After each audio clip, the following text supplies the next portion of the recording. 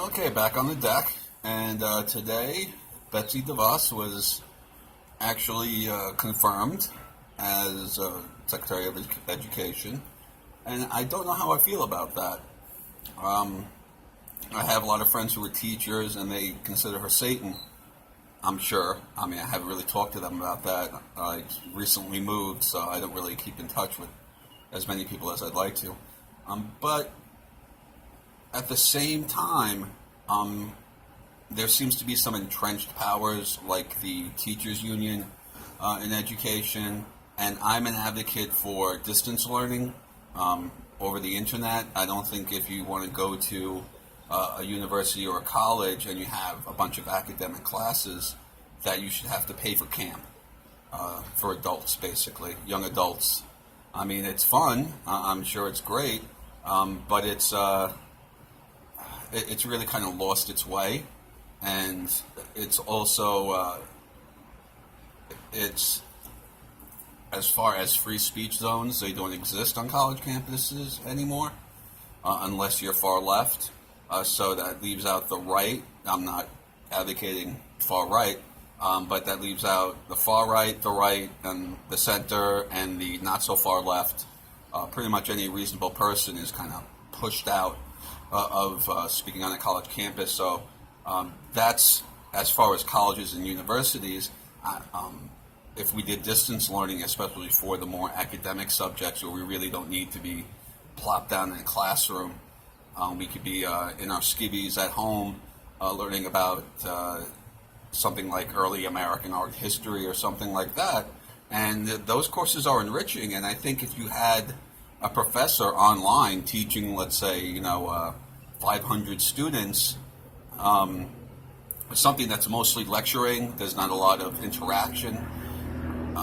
You can kind of go into the class and say this would be good for this would be good for that, and you could really cheapen education and while retaining standards. And one of the things I thought of that would be great is if we have these educational institutions, so them putting out these classes, and they get, let's say, you pay $200 for the class instead of the, let's see, it'd be like 3 credits at an Ivy League would be something like 12,000. So instead of paying 12,000, you pay 200. They could even replay some classes if they're really that, pure lecturing, and they could, it could be a cash cow for them, and the professor can actually go on to the harder classes. Like, let's say you have a 101; those are really a lot. Those are purely lecture classes. So you have a 101, and then you have like the 201s and further up, and those are something that the professor can concentrate on teaching, so he doesn't take his time to regurgitate 101 classes. I'm sure that gets boring for the teacher. In fact, that might be something you want to tell them. Hey, you go with this program, you're going to be teaching courses to people who already know, as opposed to people who have no clue in the subject you're teaching. So you're going to be less bored, and you're going to be more effective, and you're going to be more efficient, and you're going to be seen all over the country. Because my idea is we could start making those courses free online if you get federal funding. So let's say somebody wants to explore while they're in high school, or just wants to enrich their educational experience. They can take, engineering 101 from MIT, and like the most famous engineering professor they have. My grandfather was a physics professor, and I think he would love the idea of putting those one-on-one classes, and then you might even get some sort of, oh, you remember Professor Blah? Like every time you go to a college, one of the main conversations is, do you have this one for this class and this one for that class? Imagine a whole country of people that took Engineering 101 with like the most brilliant engineer that's teaching at MIT. Pretty cool, actually. And as we could do a lot as far as distance learning with younger children as well. Unfortunately, it's more of a babysitting thing or a child sitting thing, where because parents go out to work and both parents go out to work, you're going to have lots of latchkey kids. I was like the first generation of those. And those kids are going to be basically in school all day to kind of keep them out of trouble, to keep an eye on them. And so there isn't an easy answer for that, but Devos, whatever her name is, I actually watched on C-SPAN. And I do these things so you don't have to. I watched on C-SPAN, and she had some interesting answers about distance learning. And people took some of her answers out of context. I don't, but I will also say that I understand why the Democrats pushed against her. There are some things that she doesn't have experience in, like she was an advocate for students and teachers as opposed to a teacher. And I think that teachers don't like that idea, and a lot of people don't like that teachers don't like that idea. Because if you haven't been in the classroom, if you don't have that experience, then you're working with a bunch of people who have basically more experience than you in one slim subject. But that's a very important subject when it comes to K through 12. So I understand why the Democrats pushed against her. I also understand that there's a lot of suspicion as far as is she going to squeeze out the schools, the public schools, and make everything private, et cetera, et cetera. And I understand, and I would support any kind of move if she does do something absolutely insane, like privatizing all the public schools, or privatizing, or pushing, or giving like a road to privatization. But I don't think school choice is necessarily privatizing. If you give somebody a choice between a private school and a public school, even if they get a voucher, they're going to have higher costs for that child. So there's you might have a school that says, well, you have to go get a laptop when you're 11, for your class, and a public school wouldn't do that. So there are. I won't pretend to be the greatest expert on the subject. I have no teaching experience other than trying to get points across through my videos. But I think that some things do have to change, and it's better to have a change agent than to not have a change agent. An establishment person is really a bad choice for education, and somebody who's been kind of anti-establishment. I'm from New York City. Part of the establishment line is that bad teachers get to stay, and that's something I don't necessarily agree with. I don't know where the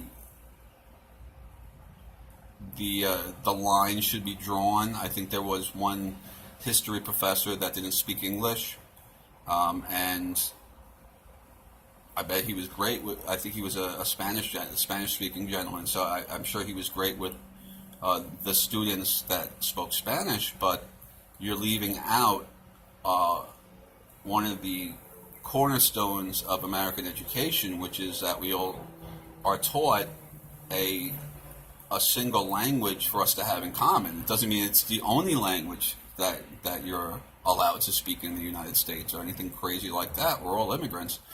But having the English language as this lingua franca of sorts is something that is a great equalizer for people coming up from poverty, because if they've mastered the English language, you don't know where they're from. And my view is that much discrimination is socioeconomic discrimination. Somebody who's grown up in a poor neighborhood isn't going to have the same advantages. When we talk about privilege, I often consider it socioeconomic privilege. Somebody who's from a minority group but grew up with iPads and $200 sneakers, etc., did a lot better than I did. So it's something I see a little bit differently. So feel free to comment on that. I know I'll get skewered, but it's it's not the simple kind of bylines that we send out and say, oh, this person is inexperienced in running, a multi-billion-dollar budget, et cetera, et cetera. A lot of that stuff these days is really on autopilot, or it seems to be. I mean, if someone can make an argument that you really can't do it that way, then I'm all ears. But you have to gather information before you make these judgments, especially if they're from the hip, and it's more of a, I'm a Democrat, I don't like anything Trump does thing. I think he put her in there as somebody he thought was going to be a change agent, and she definitely has views that would be different from the mainstream of teachers that are usually, and the teachers union is usually in control. So there might be a balance there where you have somebody who's saying that no, we can't keep bad teachers, no, we can't pay, blah, blah, blah, blah, blah, we have to keep within budgets, and then you have the teachers unions evening that out, and hopefully it'll work that way. And also with school choice, that's kind of a disempowerment of the unions, and I know that a lot of the union members probably see it that way. But what we're doing isn't working. The system we have now isn't working, and I'll do my best to kind of supplement education. I have a lot of ideas as far as how to educate people outside of the educational system we have now, but that's supplementary. They have to actually they have to understand the words I'm saying, those polysyllabic words I sometimes use. And if someone is so poorly educated that they can't even understand what I'm trying to help them understand, then it's unfortunately it becomes a waste of time. So in a way, this is why this is a bit more important to me than, let's say, some of the other secretaries. I'd say 6 months ago, I probably looked at this more as she's one of the billionaires that, is destroying the country, blah, blah, blah. But my views have changed a little bit as Trump's gotten in and done so much and seems to be hell-bent on actually fulfilling some promises, because I've never experienced that.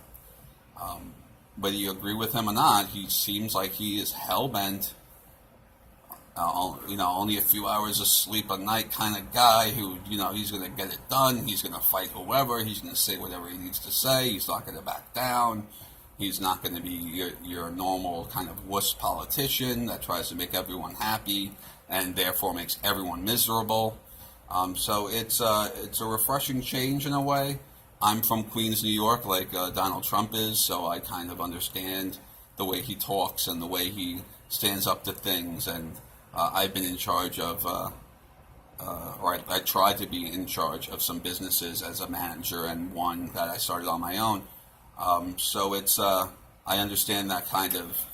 You got to kind of stand up and say, you have to stand up and say no. You have to stand up and tell people what you're going to do, and they can just take it or leave it.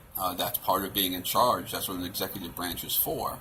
And of course, it's not just Donald Trump. I mean, he's taking advice from some big name people, and I'm hoping that, like Mnuchin, I'm hoping that he'll use his powers for good and not evil. Because they do know the inside track. They have a lot of information that the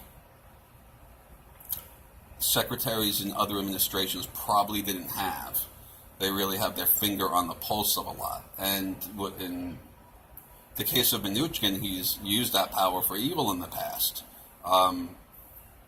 We'll see if that changes now that he works for us now, and if President Trump got that across to him. So that's about all. I went a little further than talking about Betsy Devos or Devos, or I think everyone mispronounces that. It's probably Smith. Anyway, so just wanted to put my opinions out there. Like I said, education is important to me. That's why I kind of went off on the tangent for digital education. I think we should have some sort of digital education act where we put the funding on the line, federal funding, and say that you have to make XYZ courses free. I think they might have something like this already.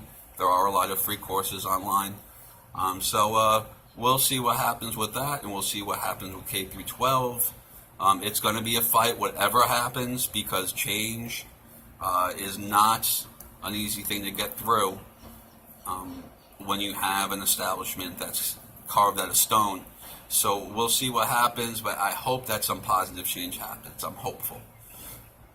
And President Trump has given me some reasons to be hopeful, other reasons not to. There's definitely certain things I disagree with. But we'll see.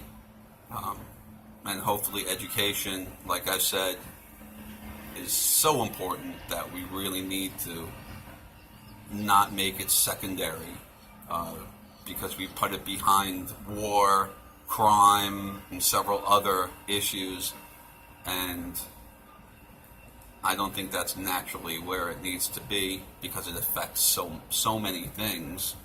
I'll probably explain that in another video though, because I'm a little bit over my 15 minutes. So, thank you YouTube, Facebook, all the other social media, of course my patrons. And if you're not a patron yet,